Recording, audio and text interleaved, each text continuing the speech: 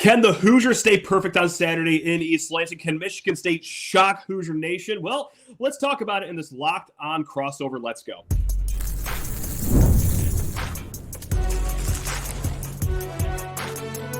You are Locked On College Crossover, part of the Locked On Podcast Network.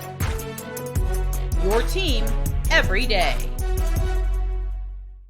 You can start the season with a big return on FanDuel. Now customers can place a $5 bet and get started with $150 in bonus bets if you win your first $5 bet.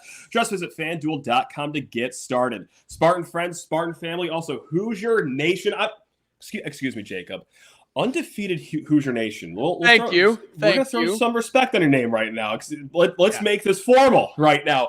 Folks, it's a Locked On crossover. What's up, everyone? It's Matt Sheehan of Locked On Spartans. Over there, Jacob Goins of Locked On Hoosiers. And Jacob, is that sweat I see in your forehead? Are you nervous for this one? Whoa. I haven't said that yet. I haven't said I'm nervous yet, but maybe I am, maybe I'm not. I guess people have to stick around to find out. What an exciting matchup this is. I mean, it's a Michigan State team that I feel like people have just written off and forgotten about, but I think they're better than what people thought they were going to be. And Indiana, I mean, humbly to say, is one of the biggest, if not the biggest stories in college football. I would not dispute that whatsoever. And I think you guys are legit too. Not just to barter your biscuit or, all the Hoosier fans listening just to try to get more people to, like our side of things. But truly, obviously, Jacob, the schedule isn't a murderer's row by any stretch of the imagination, but it's double-digit victory after double-digit victory. Like, when's the last time you guys had to kind of sweat one out in the fourth quarter? I can't even remember. It has looked dominant, at least from the outside looking in. Does it really feel like it has been this dominant and that you guys are a bona fide 15 team? Or take me through the world of a straight up Hoosier fan? Yeah, for anybody that has, lived under a rock, had better things to do on a Saturday and not watched Indiana play, this team is legit. And look, as you said, the schedule is not world beating. It's not record breaking. It's not going to make the nightly news. Mm-hmm. But after, I think, the first 5 games or so, maybe even after the first 6 games, people finally started to at least watch or at least have it on the 3rd or 4th screen on a Saturday. And people were like, oh, whoa, wait a minute. This team is actually legit. They're actually good. They're actually talented. And the guy that I throw under the bus every single week right now is Spencer McLaughlin of Locked On College. He texted me and he said, dude, they're actually good. And I was like, I've been trying to tell you on the squad shows, man. Nobody wants to listen. And so I think everybody has gotten a taste of that now where it's, wow, Indiana has a quarterback. They have an offensive line. They have 2 running backs that are dynamic at what they do. And the defense has been one of the best in the country, Matt. They have yet to give up a single point in the first quarter. That's what Indiana does. And Curt Cignetti's the real deal. If you don't know who he is, just Google him. You'll find him. Just Google him. Yeah. Nothing has aged better from the offseason than to just Google me quick. Isn't that awesome? It's so amazing. And it's who he is. He's just he's like, yeah, I'm a bad dude. I know it. And I made Indiana football good. What are you going to do about it? Let me just get this out of the way right now. How annoying is it as a Hoosier fan? Because obviously a season of a lifetime right now, no question about it. How annoying is it to just hear already people talk about like, oh, is he going to take a Florida job? Like, oh, or is he going to take an SEC? Like, is it easy to block out or is it truly annoying? Seriously, that's got to be just mind-numbingly annoying, right? Yeah, our boy Brandon down at Locked On Gators is being like, "Yep, he's the next Florida coach." That's nice. That's nice. Like, shut up. It's funny because most Indiana people haven't. I don't think we've worried about it just yet because, man, it's year 1. Like, he just got here. And I think Curt Cignetti really does love Indiana. I really think he enjoys what he's built here in this very short amount of time. And, man, if this thing goes as far as we think it can go, why would he leave? He's got one of the greatest build-up success stories going in the history of college football right now.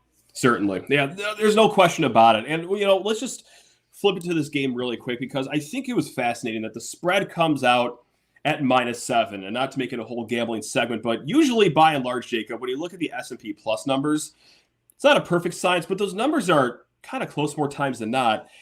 S&P Plus has you guys somewhere around like winning by like 14, 15, or 16 points. We're up by more than a touchdown between the spread and the S&P Plus numbers. So I'm going to just assume blindly that you think Indiana's going to win. I think Indiana's going to win too. We'll get to our predictions later, I guess. But are you more of like you think it's going to be a no-doubter like S&P Plus thinks, or are you more of a, no, this could be within a touchdown at day's end?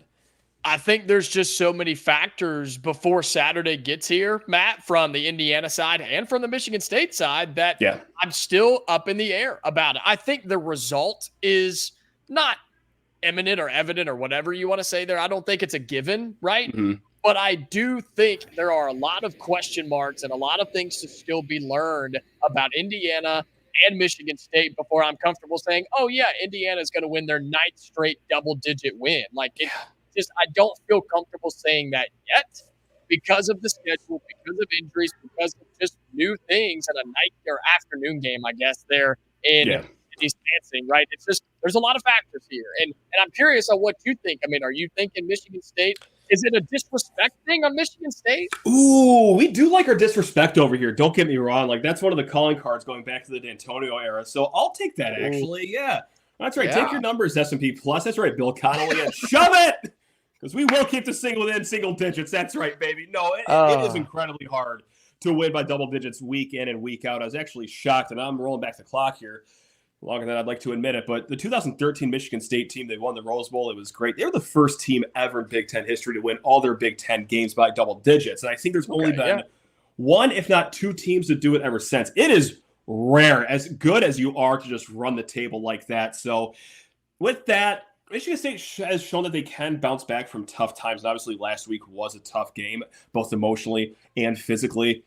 I think that it can be, especially at home. I do take a lot of stock in that. I think it can be a single-digit game by the end. So I'm going to go more with the spread here than I am the S&P Plus. So yeah, that's just because I hate math and big, confusing numbers. But no, I work in intervals of 3, man. That's about all I got. That's all we get at this side, man. I'm if it's not 3, if it ain't divisible by 3 or 5, then I don't want to touch it.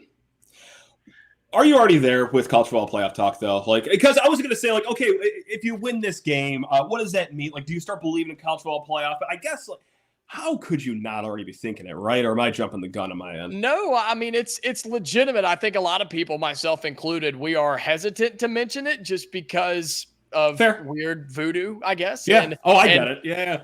The Ohio State game still exists, right? That is the one game that we are having circled.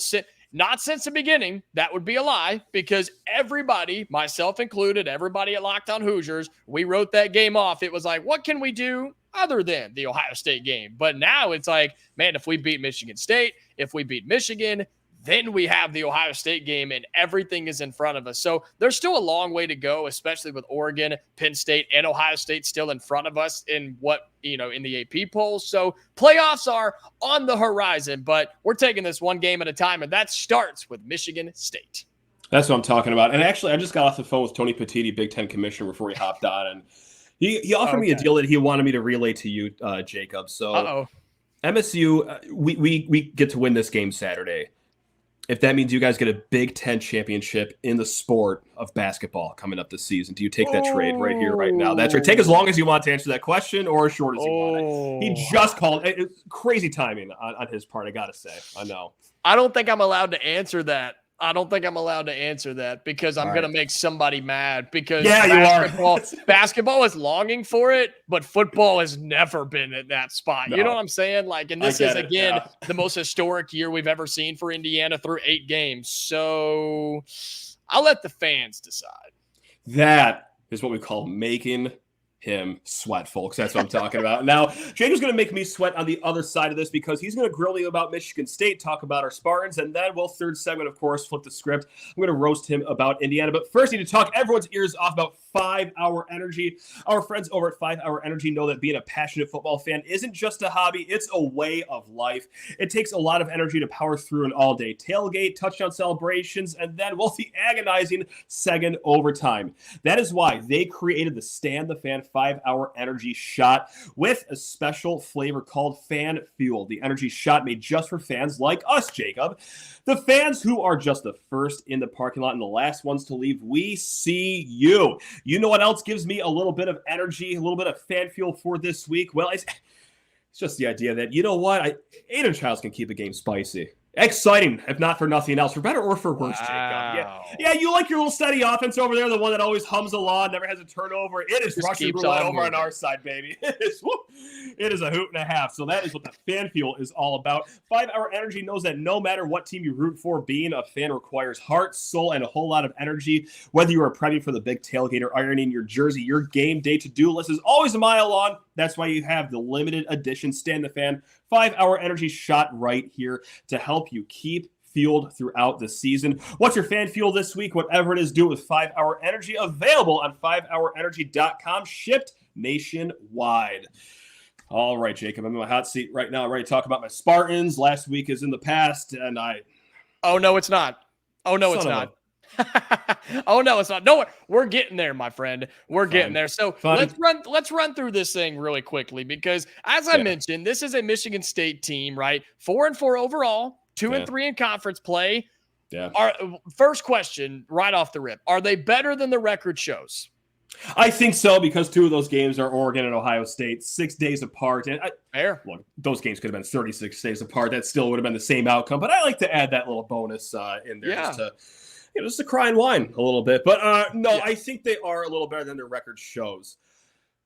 With that said, we still have some issues here. I like the turning the ball over. Big issue. Red zone offense, equally as big of an issue. So, at the end of the day, you are what your record is, but just having those 2 games in there very close together did not do us any favors here, I would like to say. Yeah, and I guess that kind of derails what most people would want to say is like, man, you started 3-0 and then it just went to hell, right? What happened here in Sparty land? But yeah, people are forgetting that you played number 3 Ohio State and number 6 Oregon, but then you bounced back really nicely against Iowa. And I'll be completely honest, I watched that game and I'm thinking, that's the last thing we need is Michigan State to build a little momentum coming into the Indiana game, and they went, and they just dropped that on the side of the road and kept on driving.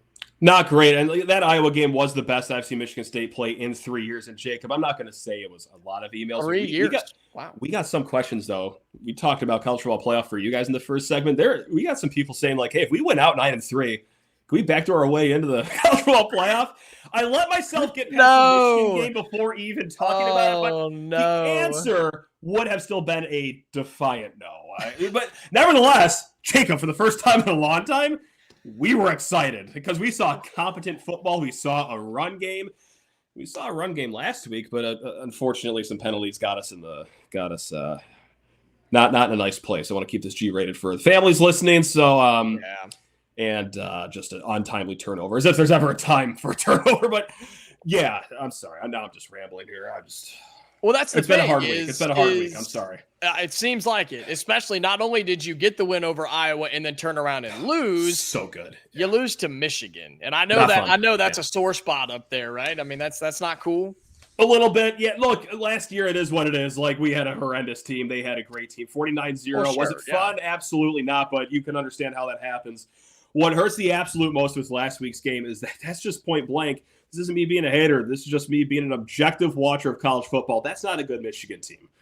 Right? I don't think I'm going on about saying that. I know it's going to upset a few Wolverines fans, but what are you talking about? They're the greatest team I've seen all year. They're so good. Win it all. They got jobbed in all those games they've already lost. No, that's what hurts the most, is that this was an incredibly winnable game.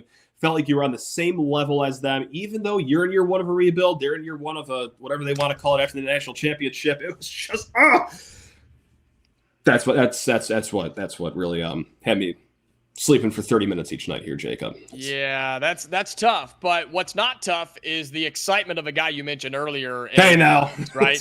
Let's go. This guy is electric on the field. He's either electric good or he's electric bad, if you will. Yeah. I mean, what's the ratio? 7-9 touchdown interception ratio? Is that what we're looking at right now? That sounds about right. We were the third worst team at turnovers amongst Power 4 teams not too long ago. So walk us through that. How has that all happened for Indiana fans that haven't watched much Michigan State football? Tell them how that goes down. Completely valid question. It was a horrendous start to the season as far as the turnovers go. Of course, I think there was 3 against Florida Atlantic. They had 3 against Boston College. It has been a slow and steady improvement week to week. I mean, it's not to say that it's completely out of the system now. Just go watch the end of the first half against Michigan.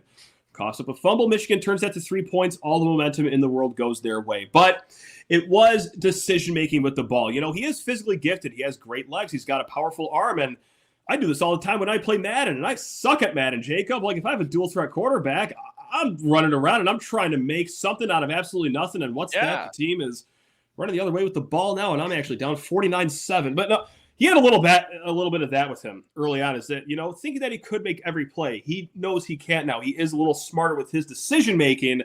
Again, not a finished product, but it is getting a little better at least. So a lot of them came early in the season. Fortunately, still around a little bit. But yeah, that's the skinny with one Aidan Chiles. And he is the third leading rusher on the team. So he does have that rushing ability. And I think that's what Indiana, somebody asked me this the other day. And in terms of a, dual threat, for air quotes for those audio listeners, dual threat quarterback, Indiana hasn't seen that a whole lot. Dylan Raiola was really the only good one we saw, and we kept him in check really, really good. So that's what a lot of Hoosiers fans are wondering is he a threat to hurt you with his legs if the play breaks down? He is, and especially, if the pocket breaks down. And our pass protection has been fine so far this season. I'm not going to call it the best. It's certainly not the worst. But, when that collapses, we've seen him extend plays, just to get the ball downfield many a times. Now, this was something they did in the 2 games before the Michigan game, is that they actually did designed runs for him. Forgot the exact numbers, but I think it was somewhere around like a dozen total designed runs. It was pretty productive.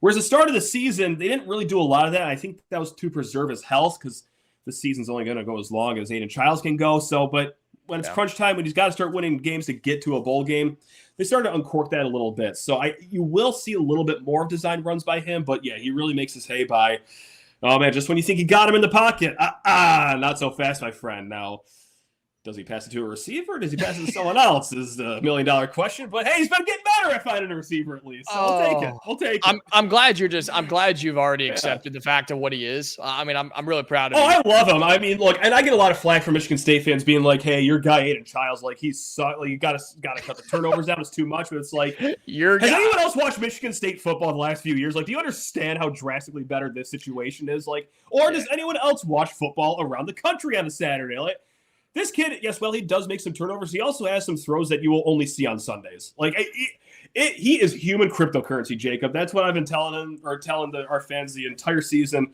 It's volatile. It's volatile. It's crazy. What a way to describe your quarterback. Yeah, I like that. Yeah. That's unique. That's unique. It's fun. Yeah. It's also inconsistent. Is that a fair?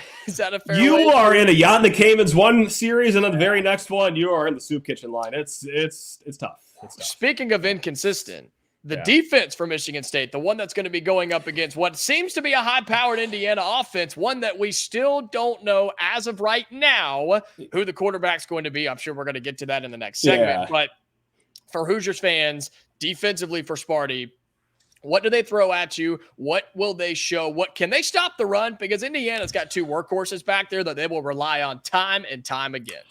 They can, but what scares me is that I see a lot of similarities with the way Indiana structures their offense with Oregon, okay? And by that, I mean, spread it out. You can't throw 7 guys in the box. You have to be a little disciplined on just everything else that could go on outside the tackles, okay? And that did not work against Oregon whatsoever in the slightest bit. So, yes, we can stop the run. I just don't know if this is a game where we can do it. Just based on how many players are spread out, and also Jordan Turner, he got a targeting call second half last game. He will be suspended for the first half of this one. So he's not a first-team All-Big Ten linebacker, but he's certainly the best we've got. I think that also plays a factor in this one too. So I am a little nervous about how we do stop this offense, primarily in the first half too. It's not your Iowas, it's not your Michigans where you know what you're going to get. Unfortunately, you guys get horizontal and vertical in football, which we can kind of do it all. We can kind of do it all. And look, I've had my fun, Matt. I've had my fun. I've got my information on you. It's time to come at me. Get whatever you need. I'll tell you whatever you need to know about this Indiana football team. But get a break in, and we'll do that on the other side. I would say, but first, I got to talk to people's ears off about FanDuel Sportsbook. You already heard us talk about the spread a little bit at the time of recording. Jacob's Hoosiers. That's right. 7 point favorites at Spartan Stadium. If you're liking the green and white in this one, if you're liking the cream and crimson over there, is that what you guys call yourselves, cream and crimson? I'm not blurring lines, right? Okay, perfect. Nope, excellent. you got it. All right, I'll edit all that part out. Get in with the action over at FanDuel, America's #1 sportsbook. Get ready to tackle the NFL action with FanDuel, because right now new customers can bet $5 to get $150 in bonus bets if you win. The FanDuel Sportsbook app gives you everything you need to place live bets on the NFL all in one place. So when you get a hunch in the middle of the game, you can check out the latest stats, view live play-by-play, and so much more on the same page where you place your bets. Just visit FanDuel.com to join today. You will get started with $150 in bonus bets if you win your first $5 bet. So what are you waiting for? That's FanDuel.com, America's #1 sportsbook. Again, guys, FanDuel.com.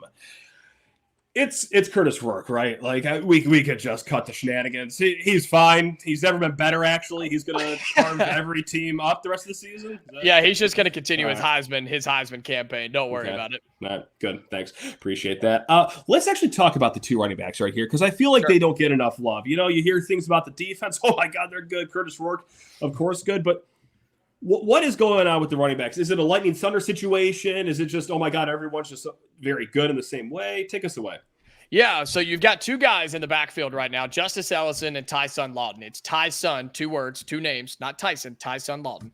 And they are just 1A and 1B, right? A lot of times you like to say, oh, one's, the lightning quick, super fast, but don't want to get tackled because he's on the scrawnier side. And it's typically, oh, you got your bowling ball in the backfield. But while that is the case to an extent, they both run just really, really hard, really physical. And when they get in the open field, they can show their speed. But before you talk about these two guys, you have to talk about the offensive line. That has been one of the best run blocking teams in America. The holes that they're creating are just unbelievable. And the sets that Indiana runs, right, Matt, they don't just put 5 offensive linemen, block straight forward, create a hole, and hope the guy runs up the middle. They pull guys so many different ways, and they get downfield, and they pick up the extra blocker in the second level to allow the running backs to get 10, 12, 15 yards, and that extends drives. And what's awesome about Indiana,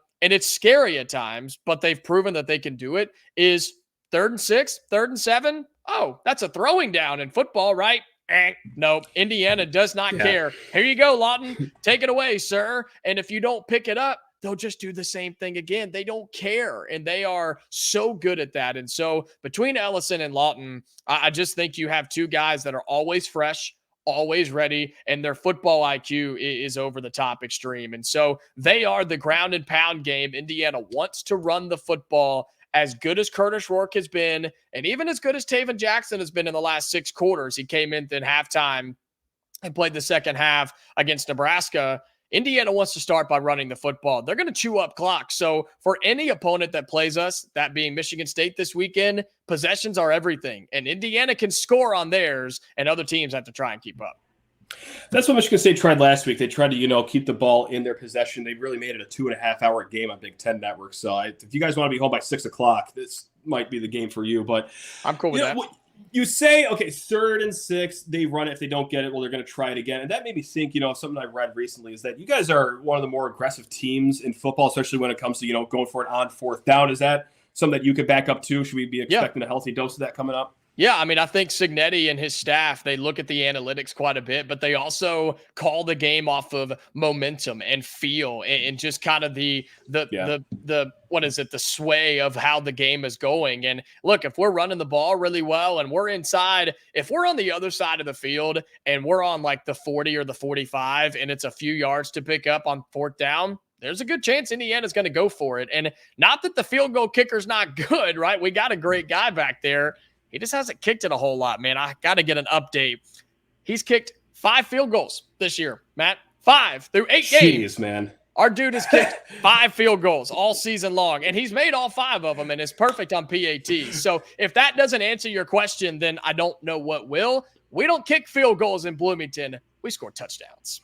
Well, good God, that's the complete opposite of what we got over here. Because Jonathan Kim just kicked 5 field goals in a single game against Iowa because we couldn't get it done in the red zone. Radicic is the man. He is on it. And, I mean, we love to see him, but I couldn't pick him out of a lineup because you never do see him. He's only out there for PATs. It's the best problem to have I've ever heard my entire life. Look at you. You guys are just feeling yourselves over there. Why wouldn't you? This is good for you guys.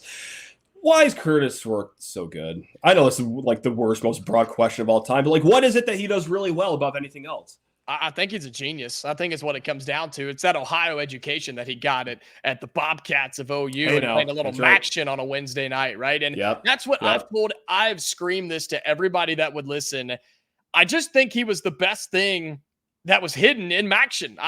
Nobody talked about him. Nobody was highlighting him. Nobody was hyping him up. And when he was in the portal, not a whole lot of people jumped on him. But Curt Cignetti did. When he left James Madison, he said, hey, I like you. Come be my quarterback, and we're going to make this thing work. And that's just what he's done. When his name and number is called, he delivers, and he doesn't turn it over hardly ever. Indiana's one of the best teams in the country at not turning the football over. And some of his passes are Sunday level. You talked about that for Michigan State. Kurtis Rourke's got the same thing going, man. Some of these back shoulder throws and sideline out routes are just beautiful to watch. And I don't know what these guys did in the offseason to get so in sync, but there are hardly any communication breakdowns, which is rare with a team that has so many transfer guys, including a transfer quarterback. But that's what Kurtis Rourke does, is he knows when to throw. He knows when to hand it off. He can take off and run if he has to. And he just flat out makes the right decision. And he's got this thing rolling, and he's so confident, as is the entire team. And we're starting to float around that Heisman word for Kurtis Rourke. If he can get back to playing, he can get back to playing and get healthy again with the thumb issue he's got going on, I do think there's a chance he could be sitting in New York. Get a nice little win over Ohio State. That's late in the season, just perfect for the buzz. Look, not to be a total simp right now, but I'll join the train. I think you guys are a very rootable team. Outside of this Saturday from 3:30 America's team. Yeah, outside of roughly 3:30 to 7. You guys are a rootable team, but you know what? I got one more question on the offense, because you guys have 4 receivers that have at least 20 catches. Is there like a go-to guy? Because over here in East Lansing, it's pretty simple. It's true freshman Nick Marsh is a go-to guy if you need a big play out of a receiver. Is there any alpha, or is it just a pretty shared responsibility?